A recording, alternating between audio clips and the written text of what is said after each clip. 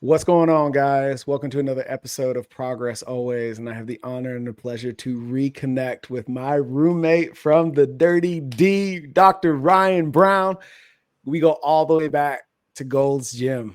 And now you are a professor and practitioner of metaphysics. That's correct, my friend. Questioning all the laws of the universe. You put it very beautifully. In terms of spirituality has been around forever, and science has only been around for 300 years. And science has gone out of its way to dispute spirituality, only to confirm and validate spirituality. And before we go there, I'm curious, catch me up on the last 20 years, man. We were roommates for a little bit. And then I up and left and joined the Marine Corps. And it sounds like soon after that, you bounced and went to California. Yeah, so, I mean, given timelines, I think that was about the same time. I think you literally kind of did your thing, and then I did my thing. I got sort of headhunted by a franchise, because if you remember, we worked for the corporate. Yep. And the franchise found out what we were doing at Preston Center and in Dallas and all the point of sale personal training. And they saw the numbers, because if you can recall, being that it's 20 years ago, we were doing phenomenal PT numbers, probably a big part of you and Marshall and, you know, our ability to be able to really sell it at point of sale and some of the things we were doing. But I think it all goes back to our genuineness and our, our authenticity of wanting to really help and serve the people that we were working with. And we just happened to have a perfect storm there. And so these headhunters, I wouldn't call them headhunters, it was a franchise owners. Okay. They heard about what we were doing through I think it was like one of those big events at Las Vegas where they all come together and do the awards and all that. Yep. And people kind of put us on the map. And I got this random phone call around that 2007 time saying, hey, you know, have you ever thought about coming out to California, and would you be willing to possibly meet with us? You know, we have some general management and some district management, you know, we have some opportunities. And the funny thing is, you know, with what I teach about vibration and laws of attraction and all these good things, the answer to their question, have I thought about California? I mean, that's actually why I moved to Dallas, because it was close to California. Like, I'm from Ohio, and I just always dreamed of being on the West Coast. You know, I was wearing Ocean Pacific OP clothes growing up in my jams. And well, bro, when we worked together, you had the frosted tips, bro. You were all Cali, baby. I get it. Well, that was early 2000s. You know, I probably thought I was Justin Timberlake or something.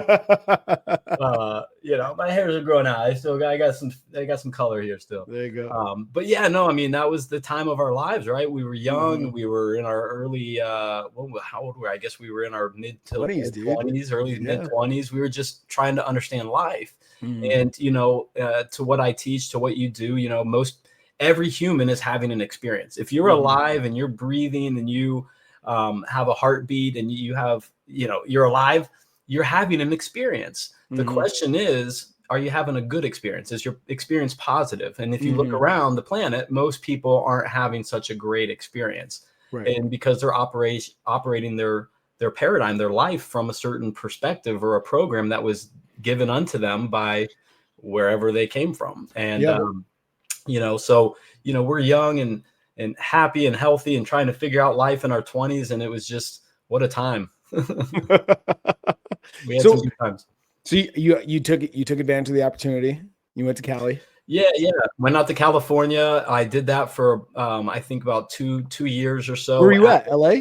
Well, they first put me at a brand new gym that they were opening, which is what they wanted me for, which was called Simi Valley, which was Simi Valley is just outside Westlake Village, which is basically a suburb of Malibu. So I'm sitting here, Ohio boy, just living 20 minutes from Malibu, and it was really cool. But it was out in the valley, and you know, I worked 2 years there, and I had a blast. I learned a lot, and but I realized I'd been out there when I was there for 2 years. You know, if you remember Gold's Gym, it's long hours. You know, and this franchise was all about numbers and goals and hitting. We'd hit a goal halfway through the month, and they were like, "How did you do that?" And then they would change the goal in the middle of the month. And if you remember about how all the numbers and hitting goals and all that stuff, you know, they were more about that than a lot of things that I thought were important. And so what happened was, 2 years into it, I literally, I just quit cold turkey. It was like the corporate guy just deciding to leave his job he's had. And they didn't like that, because it was, there was nothing happened. I literally realized I've been out here for 2 years and I've been to the beach a handful of times. Like I was slaving away for somebody else. And, while it was a good job at the time and I enjoyed it, I realized that it was time for me to graduate and do other things. So I quit and I lived on the beach for about 6 months in a tent. A lot of people don't know this part.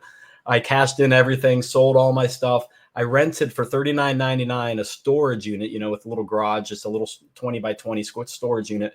And I put whatever I couldn't give away or sell that was in there. Like I went to Walmart and bought these like little clothes hanger things. So I basically had like a little closet, a couple trash bags, and whatever I felt was really valuable to me in this garage. And then I lived on the beach, and it was $25 a week, and I had public showers and public restrooms, and it was really fun. I had 2 yellow labs. You remember them? Yeah. So they were still with me. So I just basically, and I didn't know if I was going to be living on this beach for a week or for the rest of my life or 6 months, 6 years. So, it ended up being half a year. And then I had this awakening, this idea. I sat up out of bed at like 4 a.m. I just sat up from my sleep and I was like, I'm supposed to move back to Ohio and go all in with metaphysics. But I didn't know what that looked like or what that meant or how that would work. But it was such a loud calling to me that I heard. Now, the funny thing is I didn't want to move back to Ohio. So I had this little battle where I was like, I had, my higher self, if you want to call it that, my consciousness telling me to go to Ohio. And I had this clear image, but I was like fighting. I was like, but I love Ohio. I love California. I love out here on the West Coast. Everything's great. But I made the journey back, and halfway through my long, 24-hour drive back to the Midwest from California, about halfway, I just started having all these aha moments, what it was going to be called, how it was going to work, what the website would look like with the logo and the colors, like all this stuff just started being like downloaded into my awareness. And, so it was a really fun drive back, and I got home and sort of started putting things together. And here we are 20 years later. Holy shit, man. That's awesome. Congrats, bro. Thanks, man. I told you I had a conversation with Amy Messer, who used to sling deals with us, right back at Gold's, and her and I shared a moment today that I'll share with you now. And there's nothing cooler to me than seeing my people winning. You know what I mean? And like just feeling your energy, vibrating your frequency right now, man. It's like my man is happy. Yes. And that's the fucking best, dude. It's the best. Well, I mean, that's what we're in what's the Constitution? I mean, we're in America for the pursuit of what? Happiness. Right. And so if you ask the average person if they're happy, you get this, the fake social media. Yeah, I'm happy. Look at me with my mate or my animals, and I'm doing fun things. Look, I'm happy. But are you really happy? Are you really, do you even know what does that mean to be happy? And so that's my life work, is helping people live in such a way that they embody happiness, not validate happiness by buying a new car or designer jeans, a fancy watch, getting the right girl or guy, or having the house. And, we think in terms of happiness as stuff, because we've been trained that way by our society. The more stuff, the more you win, the more gold medals. And, and I get it. All those things can make you feel good. They're accomplishments and all of that. And I'm no different. I wanted a house. I wanted a car. I wanted all these things. But those are the stories that we tell ourselves that we're programmed to think will make us happy. Then we get all this stuff and we go, now what? It's like, I have all this. It's like stuff doesn't make you happy. And so, there's millionaires on yachts right now that are thinking about suicide. It ain't the money. It ain't the stuff. It's what's going on within you. Life doesn't care about what you want. It cares about what you are. And that's what I want to teach people. That's what I do teach people. But I had to learn that for myself and really figure out how to live that. And that didn't happen overnight. I thought I knew everything, but I'm like, 2022 is when I had this real big aha moment. and projected me back into this work. Mm. Yeah. So, well, it's funny because as you're describing all that stuff, all the material accumulation, you know, the designer jeans, the watches, I was like, dude, we used to fucking live that life. Yeah, of course. We were the kings of it. That was us. Yeah. It's like, who's the winner of the physical world? In the Mhm. physical world, we label as the 3D. It's the third dimensional realm. The Yep. 3D is the world of the matter, the material, the particle. Mhm. And what's interesting is I got really good, and you as well, at winning, because we thought we were supposed to win, because we're raised in a society that you know, lifts you up if you are a winner. Mhm. And then who decides what winning actually is? That's a whole nother story. Yeah. But we got really good at conquering the third dimensional reality. Mhm. But what's that do? What's that provide? What's that mean? Mhm. Because Einstein says the sole governing agency over the particle is energy. So I'll say that again. Energy is the sole governing agency over the particle. The particle is the material world. That's the 3D physical self. But it says energy is the sole governing agency over that particle. So that means the physical you is second. The non-physical you is first. But they're both one and the same thing. And so there's a lot to unpack there, but it all comes from a place of perspective. How you view life creates everything that you're looking for. Yep. And so your perspective creates that perception, and all of your beliefs flow from that perception. But yeah, so I've just been on a mission to live in such a way that I can inspire others. You know, Mother Teresa said, you can't change the world, but you can be the change you wish to see in the world. So I said, before I can really do this work and really help somebody else, I got to be as authentic as I can. And, you know, not just put on a facade or a front or act like I know stuff, you know, be well read and well versed. No, you have to embody it. You have to live it. You have to become it. Yeah. And that was, that's where I'm at now, I believe. That's awesome. I'm still working on it. Obviously. Yeah, of course. Every day is a new day, but well, my favorite word in the work that we do and what we ask of our clients is practice. That's what it is. You know, none of us are perfect in this endeavor, and if you're truly stretching yourself, the unintended consequences of that stretching is potential regression to what's comfortable, what's familiar, what you know as you approach the unknown, right? And all of that's okay. But the real progress is not so much not regressing, but more so if and when you do, how much tighter is that feedback loop?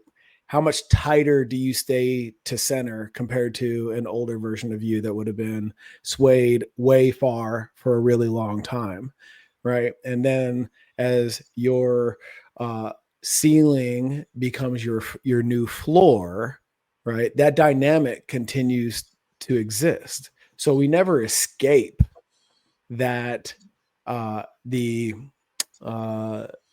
signs of growth if you're in the constant pursuit of it. Well, that's why our DNA is like a spiral. In other words, it's not, you know, you think of things in circles and cycles, but it's always expanding. Yes. It's always growing. So when you hit one floor, there's another one, there's another one, there's another one. Where's it end? It doesn't. It's infinite. And that's what we're doing. And we're ascending as we speak. Our planet's ascending. So therefore, everything on the planet is ascending. And ascension is rising up. It's lifting up. It's going higher than you were the next day. It's going to the next level. I'm at this level. All right, next level. And by the way, brother, I think it's hilarious is when I went out to California, of course, the first thing I had to do is buy a Jeep Wrangler because and so I get a Jeep Wrangler because I had this vision. Dude, I could totally see it. You didn't Ryan Brown the Jeep, bro. Oh, dude, I had the top off. But here's what you'll think's hilarious. I mean, and this, you can't make this up. This is where synchronicities are so great. I had to get on my windshield, I had a black tinted visor strip, right? And there was this guy selling in this little mall. He had this little shop out in the middle of the mall where you'd walk around, and you could get vinyl customized decals. And guess what I put up there on the front of my car? Next level. and because I told those guys when I came to the Gold's Gym is we're going to take this gym and your franchise to the next level. Yeah. And they're like, they thought that was just the greatest thing. So I doubled down and put next level in this cool Cali script writing on my front of my black Jeep Wrangler.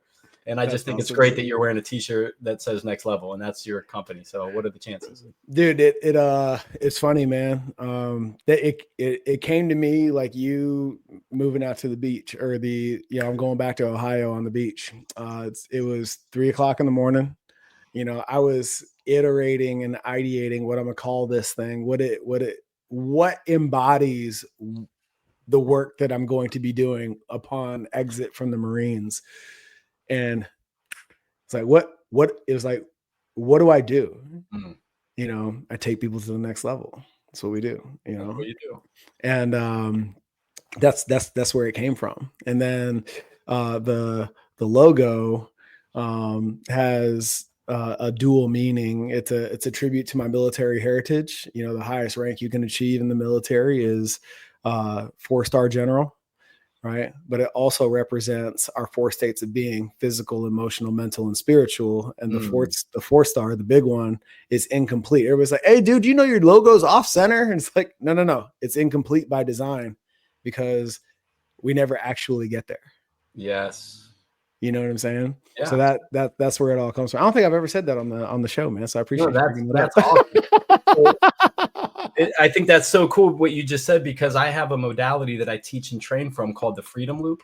And the Freedom Loop has 6 quadrants, and then it breaks down and there's 4 quadrants.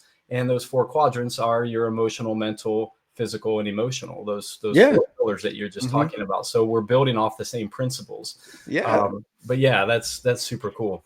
No, man, this is such a serendipitous conversation. I'm so happy to reconnect with you. We have literally not spoken for almost 20 years. Well, I have flashbacks of you driving your car to my house with a freaking with your arm mattress out the window.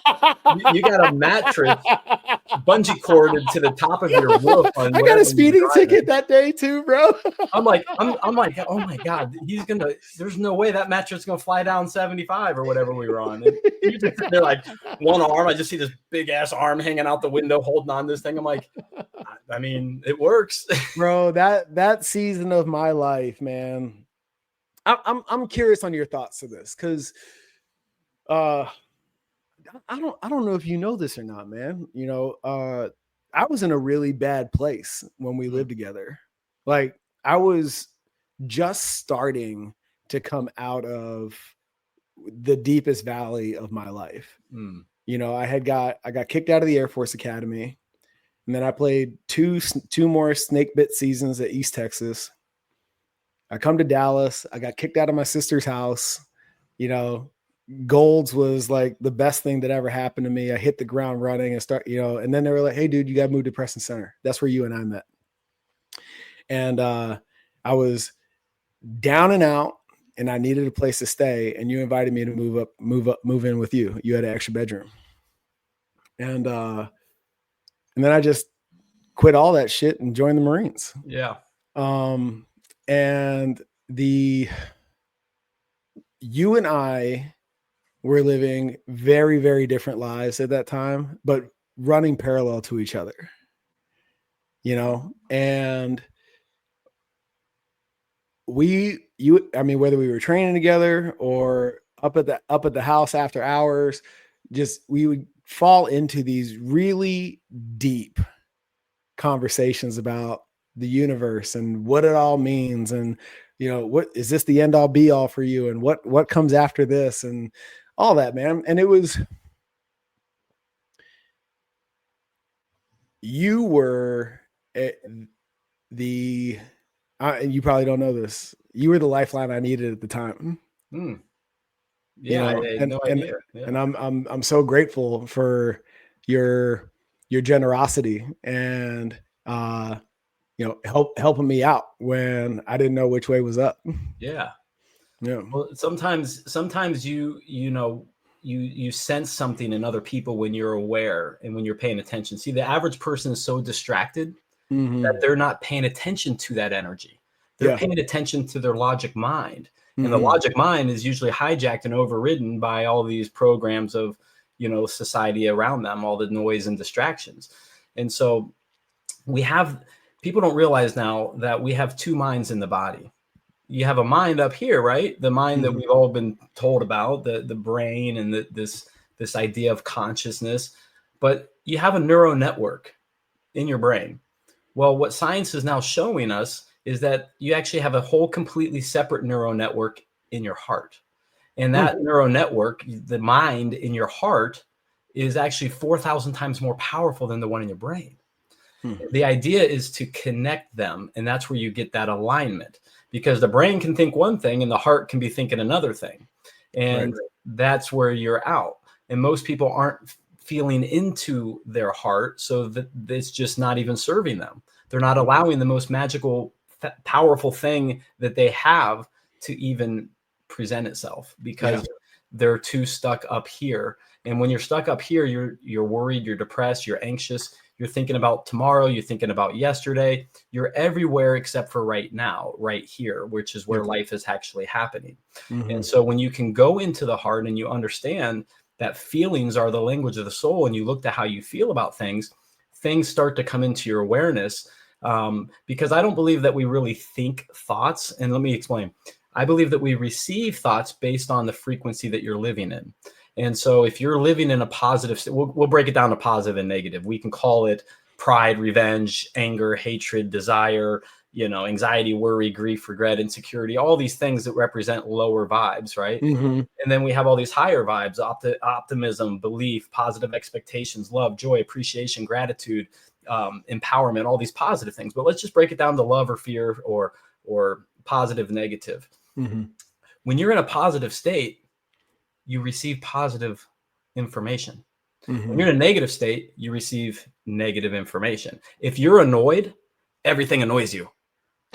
You see what I'm saying? We don't see the world as it actually is. We see the world as we are.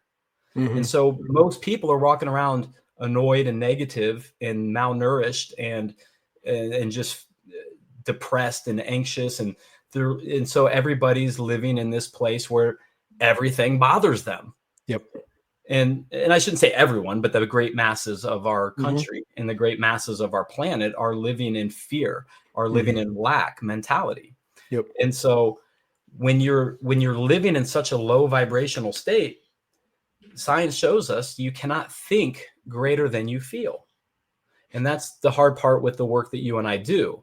We're like, hey, we got to get you to think better, right? And that's why my business is called Fit Minds, because you got to train your mind. As we know from Gold's Gym and from CrossFit and from anyone who does any exercise, when you train the body, in fact, there's actually a personal training studio here in Ohio called Fit Bodies. It's been around forever. And Fit Bodies is pretty understandable what it is. You train your body, you get fit. Well, what about fit minds? Because the body doesn't go anywhere unless the mind goes there first. So let's train the mind. Well, what are we going to train the mind? Well, I could teach you whatever, but it's not about what I want you to believe. It's not what I want you to think. You have to make that choice for yourself. What perspective do you want? And it all starts with the understanding of I am. Because I have a saying, I wear it on my bracelet. You probably can't see with all this hair, but it says right here on the back of all my shirts I wear, all my sweatshirts, it says freedom is a state of mind. Because your state of mind dictates your state of being, and your state of being is your vibrational output.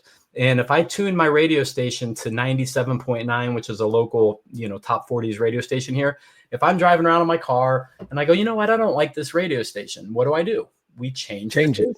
Imagine I'm driving around this car and I'm like, this music's annoying me. And I don't realize that I can actually change the station. I have a say in the matter. But I have this awareness that I've learned that you can change the station. You reach down, you push a button, turn the knob, whatever. And I change it to, let's say, 92.3. Now I got country, or I change it to 101. I got some acoustic stuff with it. But what happens is the music isn't made inside the radio. Like Justin Timberlake isn't sitting there in my car playing the music or making it behind my dashboard. It's made somewhere, and it sends airwaves over this big, radio towers all over the place. And there's airwaves out there that are invisible, by the way. We don't see them, but we know they're there. Frequency, and frequency carries information and data. Well, I tune my car, the signal goes out, and a matching signal comes back. We call that constructive interference. And so when I put it to 97.9, I always get 97.9. And that, in fact, when those two frequencies meet, they double itself in strength. And then the receiver in my car stereo, receives the data and projects it, and amplifies it. Mm-hmm. So when if I have a 97.9, when 92.3 or any other station that's not 97.9 meet, they deflect, they cancel out. So the only thing I'm getting is what I'm tuned into. Right. Most people aren't tuned into anything. They don't realize that they can change their mind. They can set their perspective. They can set their intention, because your intention creates your attention. And so, as you know, with anything you do, whether it was football, whether it was, grades or the army, I mean, anything that you've ever done in life that you were successful with, you had to focus. Yep. And your focus comes from a place of intention. Yes. And so your intention is your I am. That's you changing the station. I am fill in the blank. I can't tell Michael what he is. Only you can. Mm-hmm. I can encourage you, or I can live in such a way that you may say, hey, I like Ryan's vibes. I'm going to emulate him. When we play sports, when I played baseball, I go, man, that guy can really hit the ball. I want to emulate him. That's what NLP is. Neuro-linguistic programming is observing, and then, monkey see, monkey do. You start to observe around you, and then you apply it to yourself. So again, I can't change you. I can't change my client. I can't change my mom or anybody, but I can live in such a way. I can program myself and be such a way that I radiate this magnetic energy where other people might say, wow, how do I live like that? And that's not an ego thing. That's not a narcissistic thing. That's a way that I can embody my authenticity, my love, my peace, my bliss. When I live that way, it's not a matter of what I'm doing. It's what I'm being while I'm doing whatever it is I'm doing. Yeah. It also, in that way of being, you become a walking invitation into something better, to whoever needs to receive it. Mm-hmm. Right. And you see this a lot in the circles that we run in. I can only assume from afar in Ohio, you witness this dynamic the same way I witness it here in Arizona, in that when people start to get that glimpse of a higher, better version of themselves, their first inkling is, ooh, they want to externalize. This worked for me, so I need to go check. I want you to make the same changes that I just saw in me. So come do my thing, right? And I call that the self-help asshole, right? You're one step ahead of whoever it is that you desire to change with you, right? And really and truly, that actually creates a polarization, to use your word, a deflection, right? Because now you're coming at this personal growth thing from a place of judgment, as opposed to starting to walk in your own journey, and to your point, embody that shift, that change. And then all of a sudden, along with that, what has to happen is a change in your environment, a change in your circle of influence, etc. And you're presenting people with a choice, right? They can either stay where they are or come along with you, right? It requires zero effort on your part. And this was a really great reframe for me in leadership, in that one of the hardest things that I had to learn was the fact that not everybody comes with you all the way to where you're going. Like, people will get off the bus right at certain points. However, yes, that is true, but a better reframe is by pursuing where you're going and going after it with conviction. All along the way, you're creating the option for others to, you're vacating a seat that was occupied by a previous version of yourself and creating space for somebody else to sit in that seat. And said another way, what you're basically explaining is essentially the law of attraction, which is now deemed as the law of vibration. In other words, you make a choice to live your life in such a way, or to go after whatever it is you want to go after, et cetera, et cetera. And you then live in a certain vibrational bubble. And so the people that are going to join you for that journey are striving to be that same vibrational bubble. And the people who are not a match to that vibrational bubble, they disappear. They fall from your, misery loves company, right? And that's because miserable people are attracted to miserable people. And when I say miserable, I mean people who shame themselves, when I say miserable, people who are just not happy. Happy people don't want to hang around miserable people. Miserable people don't want to hang around happy people. And when you're pursuing something that lights your fire, whatever that is, starting a new business, going on a roller coaster, whatever it is that excites you, you're living in your bliss. And when you live in your bliss, you live in such a way that the universe starts rallying around you, because you now quantum jump your consciousness from one state of being to another state of being. At the moment you change your mind, you change your vibration. So that's what I mean by changing the station. And so if you've ever heard the term quantum jumping, and I know everyone thinks sci-fi, or they think of the TV show Quantum Jump or Quantum Leap or whatever. But to quantum jump, the idea of quantum jumping is literally to teleport your consciousness from one state of being to a new state of being. So like you said, when you reframe something, when you change the way you look at things, the things you look at change. And where your attention goes, your energy flows. So what metaphysics is the science behind the science. It's the oldest branch of philosophy that exists. In fact, Aristotle was considered a metaphysicist. So just like wrestling was the oldest sport, because as long as there's been people, they've been trying to beat each other up. So, let's see who wins. Let's wrestle. But yeah, that's the whole idea, is you have to look at you as you're the receiver of information, and you have to decide what information you want to receive. Because how you think, how you act, and how you feel broadcasts information into this quantum field, or the ether, or whatever you want to call it. But if I look at my phone right here, we don't see the Wi-Fi signal.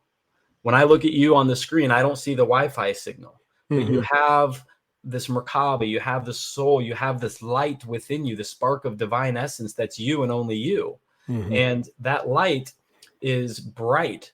Imagine a beacon or a lighthouse out on the West Coast, this big lighthouse, and these naval ships are looking for it. They're finding that North Star. They're finding that bright light.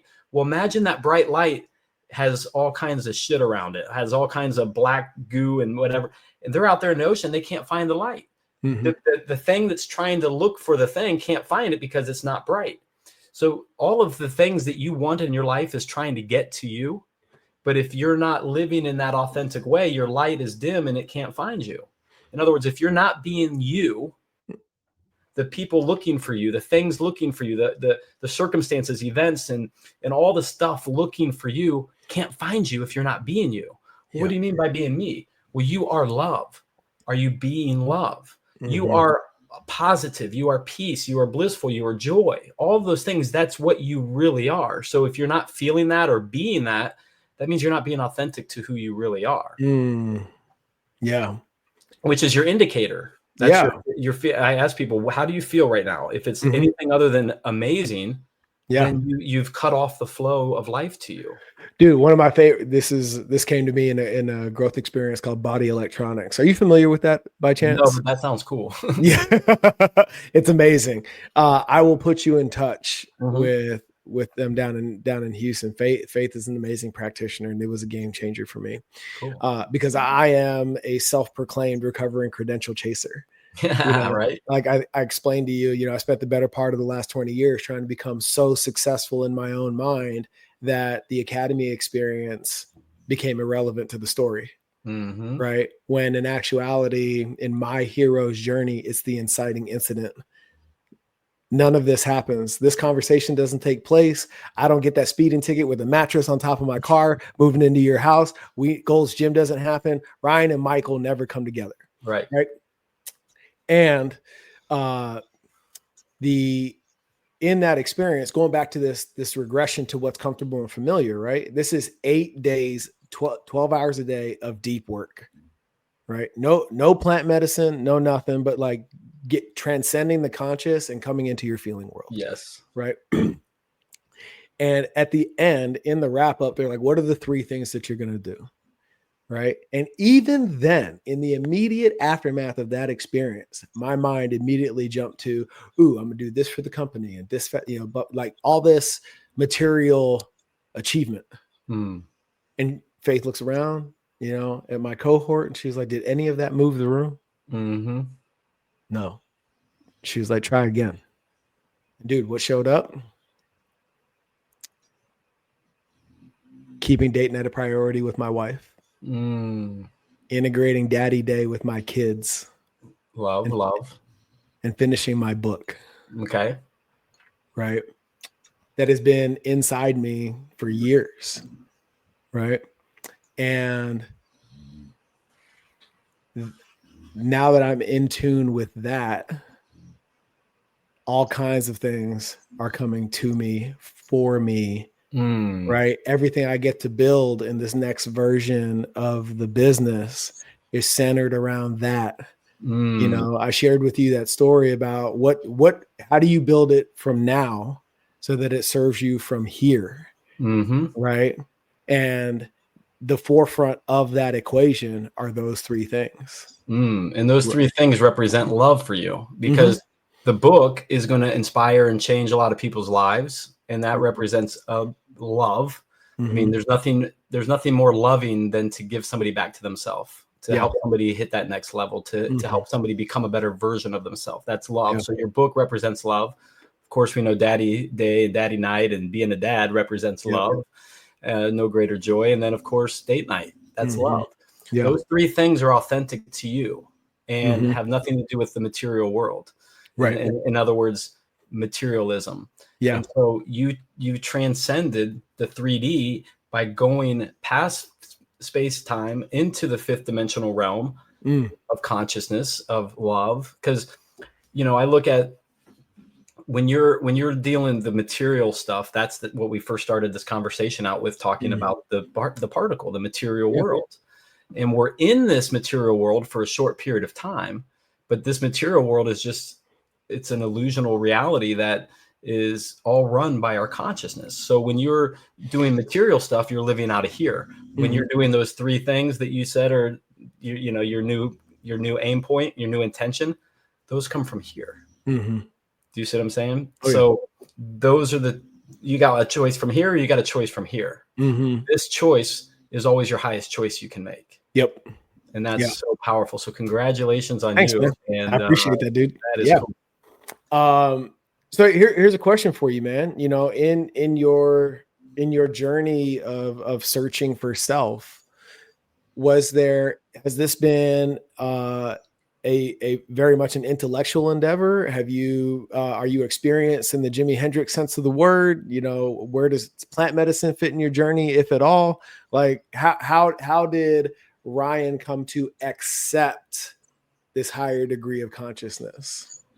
Wow, that's an awesome question. And wow, I have a lot to unpack, but I'll try to keep it simple. But you and I we're at an age in a time of history that's unprecedented. We are living in our planet, everyone watching this, we're moving from the age of Pisces into the age of Aquarius. And without getting woo-woo and astrological and stuff like that, what I mean is we're moving into the age of technology. We're moving into the age of information. So our consciousness, our awareness of self, our understanding of everything is exponentially growing. So you and I, when we were in our 20s, when we were growing up as a kid, we didn't really have technology. I mean, I think I was at Gold's Gym when the first iPhone came out, because that was 2006. Yeah. And I remember it was just this little stupid thing, and I could listen to a couple songs. I didn't know what I was doing with it. And the fact that I could even afford one, I think I spent my whole paycheck on it probably at Gold's. Who knows? We were at that age, right? We're just like trying to figure it out. But my point is, we grew up in a reality that was extremely inauthentic to be authentic. In other words, we were striving for all the material stuff because that's what our parents taught us. That's what their parents taught them. That's what it was, a generational story passed down. It was our country. Our country was built on the fact of conquering and getting stuff in the material world. Yep. And that's how we built. And then fast forward to today, to answer your question, in 2022. And by the way, I never had smoked marijuana, plant medicine, medicinal, anything. I was straight and clean. I started, I got into alcohol a little bit in Dallas, and that I started learning about that because I didn't even drink in college. And I realized quickly alcohol can really get you into a lot of trouble and make you do stupid stuff. So that part of my life was sort of just weird. But in 2022, 3 physicists won a Nobel Peace Prize for proving that non-local realism exists. Let that sink in, because most people don't understand what non-local realism is. If you're playing a video game, and we've all played video games, and there's a screen, and on the screen there's Mario, or whatever, there's a character. That character is local in the game. Non-local is me sitting on the couch holding the controller. So for a moment in time while I'm playing this game, the character is actually me, because I'm giving it instructions. I'm telling it what to do. Imagine that character isn't aware of me or not responding to me. I'm trying to make it jump and it's not jumping. What a disconnect. Most people are completely disconnected to their higher self that's actually trying to help them play the game. Now, you can call it God, you can call it Jesus, whatever you want to call it.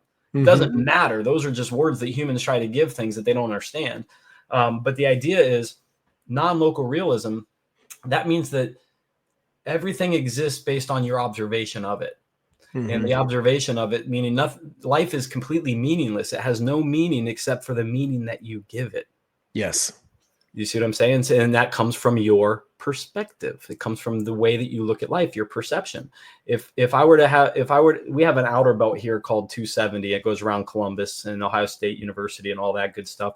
And if I were to say, Michael, come visit, hang out, I want to play a game with you. I want you to go drive around 270. It takes about 45 minutes to get around the whole loop, maybe an hour. And I'm going to give you $1,000 for every red Jeep Wrangler that you see. You're like, all right, I'm down with this game. That's cool. So you get in your car and you drive around, you come back, and I go, how many red Jeep Wranglers did you see? And you tell me I saw 20 or whatever the case is. And that's a lot of money. So I gave you the perspective.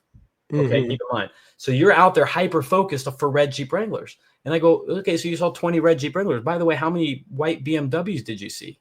They're like, well, that's not fair. I didn't see any. I'm like, why not? Because I wasn't looking for them. Right. And so in life, we find what we're looking for, because again, as I said earlier, where our attention goes, our energy flows. Yeah, that's your reticular activation system. Your RAS, that's right. Yeah, your reticular activating system. I'm impressed. It kicks in and it causes you to focus. Yep. That is your focus. And guess what that creates? A belief. Yep. Because you now have a belief system that is hardcore rooted. Why? Because you saw it with your own eyes, witness. Right. So let's say I challenge you, Mike. Yeah, come on, man. You didn't see 20 red Jeep Wranglers, bro. I'll give you this much money because you probably saw 2. What? We just lost our friendship. What are you talking about? I saw. In other words, guess what follows your beliefs, your behaviors, your actions. Your behaviors and your actions come from your beliefs. Your beliefs come from your perception, and your perception comes from your perspective. Well, what comes from your behaviors? Well, your behaviors and your actions create your experience. The experience that you're having creates the reality. And so in 2022, when I started understanding that there's this physical version of us, and again, I knew all of this stuff, but when it's now science is mainstream science, by the way, not just some, random scientist, mainstream science and quantum physics and all the stuff that we're working with as our number one science right now starts validating all the stuff that spirituality has been saying for over 5,000 years. Yep. It starts to make me rethink how I'm living. It makes me really want to, go all in, put all my chips in. Cause you always kind of do that, but then you're like, what if I'm just crazy? Because you're so far, my view, my perspective, my understanding is so radically different from the masses. You often question, maybe I'm just the weird one. Maybe I am just, smoking too much wacky tobacco or whatever. But around 2020, around COVID, 2021, I started doing really jumping back into meditations, and I started using plant medicine. So to Okay. answer your question, plant medicine started to become a big part of my post 2020 world. Yeah. And I'm telling you, man, it slowed my frame rate down. It allowed me to get more conscious. It allowed me to really tune in. And that's where all this information started coming into me. I started to really connect with my higher self. I started channeling, which is I thought was always a goofy thing, but now I'm like doing it. But channeling is, again, I don't even like to use certain words because of the dogma and stuff that comes along with it. But essentially, tuning myself into such a state that I'm receiving really high information. And so yeah, plant medicine is a big part of my life now. I don't drink at all. Alcohol has no place for me. You know, I might have an occasional glass of wine or a beer. I mean, I'm not like one of those people that's like, I'm 8 months sober and there's nothing wrong with that. But for me, I've never had a problem with alcohol. It doesn't serve me. I don't feel good. It disconnects my Wi-Fi signal to my higher self, if you will. Yeah. So yeah, I mean, once 2020 kind of happened and I started looking at life a little bit differently and started saying, you know what, this stuff that I've been teaching and focusing and studying isn't just my spiritual system. Yeah. There's something really going on here, and the mainstream science is starting to validate it and has validated it. Yeah. Yeah. What is, this is going to come out clunky, but what's your mechanism as far as plant medicine is concerned? Flower. Psilocybin. Yeah, just THC flower. I got it. Yep. Okay. Yep. Yeah, I've never actually done ayahuasca. I've never done that kind of plant medicine. Sure. What I refer to as plant medicine is just good old fashioned marijuana. Yeah. You know, and you know, I'm probably not one of the people I don't use it to party, things like that. And then again, no judgment, and there's nothing wrong with it. But for me, when I go into a meditation, when I'm going to do specific studies, you probably can't tell behind me here, but I have I look like a mad scientist, but I have a dry erase board here, another dry erase board there. I have literally dry erase boards. I have like dozens of these things all over the place with markers all over the place, because I could be just, you know, making breakfast and all of a sudden all this information comes over, kind of like a dream. And if you don't write it down right away, it's gone as quick as it comes in. Yeah, it goes off to somebody else who's going to use it. I love that. Exactly. And so while I'm tuned in, or while I'm having this thought, you know, that's where I'll write stuff down. So I have notebooks and journals and all kinds of stuff. And in the beginning, when this started flooding over me and all this information was coming in, I didn't really know what to make about it. I didn't really know what to do with the information and how to organize it, put it together. And so I started an iPad, just a notepad. And it went, and I started just filling it up, and I have hundreds of pages in it. And it's just wild going back like a year or 2 years ago and reading stuff. And I'm going, wow, that is so profound. Like, it's just amazing. So I've just been kind of really solitary. I've always been a solitary person anyway. But I think when you're happy with yourself, you don't need anything else. So yeah, that's a riddle that I help a lot of people, or I have helped a lot of people solve for themselves, is the differentiation between being alone and being lonely. They're not the same thing. No. You know, and in my practice, I deal with a lot of what I refer to now very lovingly as counterintuitive individuals, because I'm one of those people, in that my expression of my highest and best self, the way Ryan experiences Michael when all my needs and expectations are being met, is very, very hypersocial, very extrovert, very decisive, very assertive, right? And those needs and expectations being met are very introvert. Like, I cherish time alone. I love going to the movies by myself. I love sitting with self and journaling and doing all that stuff. And it's very counterintuitive, because as you experience me, we all make assumptions and judgments. You would never assume that those introvert tendencies are what actually fill my cup, that recharge me, Right. that facilitate my ability to show up as you experience me. Right.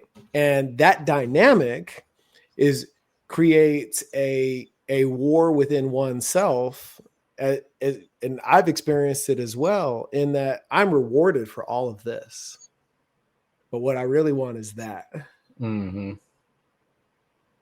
How do I create an environment and a circle of influence where I'm able to get that so that I can show up for as I'm rewarded for? Right. Right.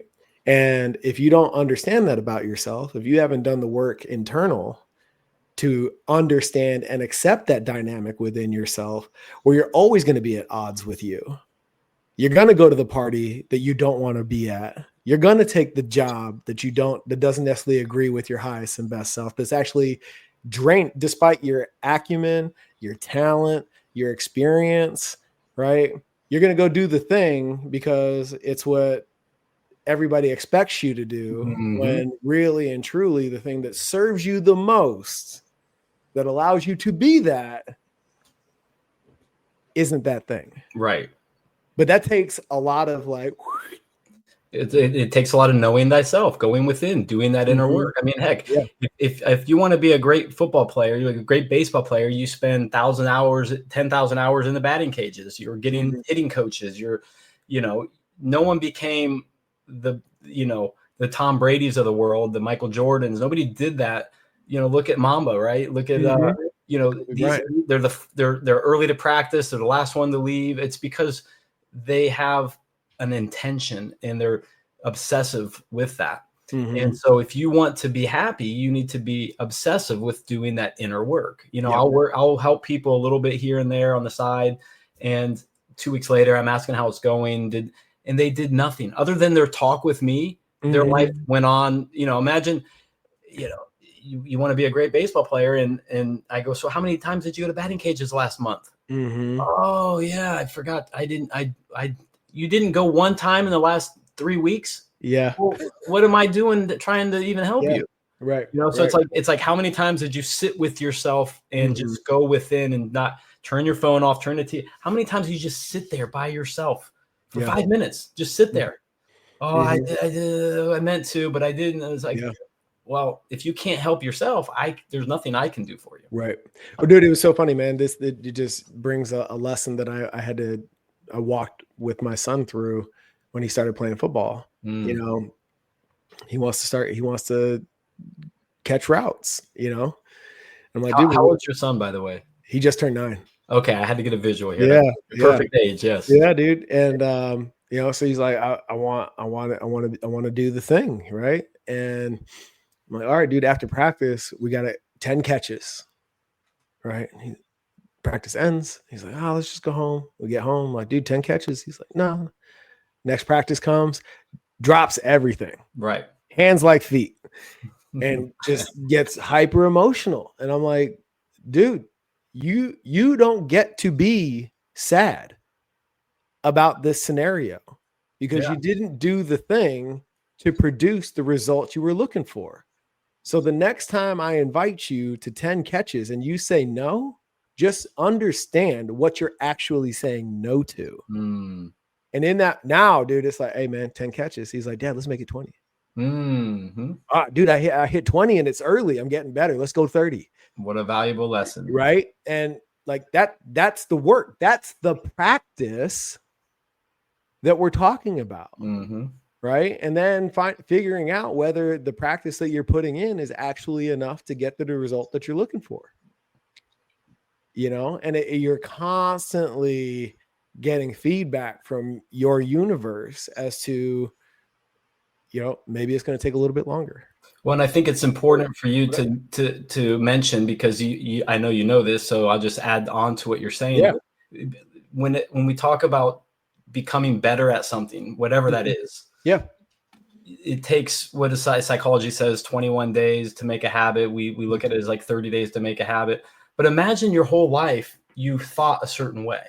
where you lived your life in a certain way. You were just unconscious. You're trying to survive, get jobs, take care of family. And one day you wake up, you're 35, 45, whatever. You wake up and you go, I'm not happy. This isn't working for me. In other words, it's like, I keep striking out. What's going on? And then the hitting coach comes over and goes, you got to turn your knuckles like this. Your knuckles you've been swinging this way. You got to get these knuckles lined up.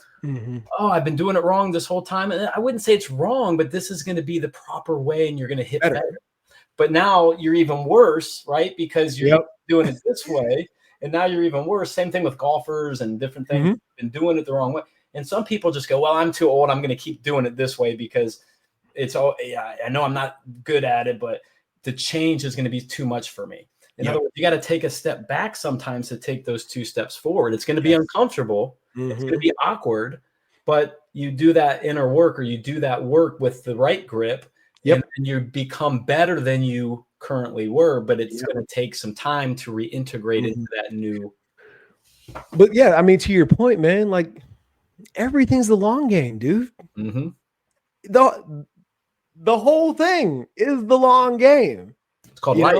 So like what are we actually committing to? It's like this, I served in the United States Marine Corps in a time of war. Thank you, by the way. I appreciate you, brother. And I don't say that to make it sound like I dodged the bullets and ducked up under the bombs. Like that wasn't my experience. What I am saying is that I've been in an environment where the decisions are life and death. That's not this reality. That is so far from most people's environment, right? You have an opportunity to commit from now to a long-term shift. Right. And celebrate and recommit every step along the way. In other words, celebrate becoming. 100%. It's the process. It's the process. It's the practice. And know that it won't be perfect. I can't tell you how many times I have stepped into or committed to stepping into a better version of Michael, only to fall back into an old pattern, and had to stop myself in that moment and express a huge degree of vulnerability and humility and say out loud, like, hey, I'm doing something new.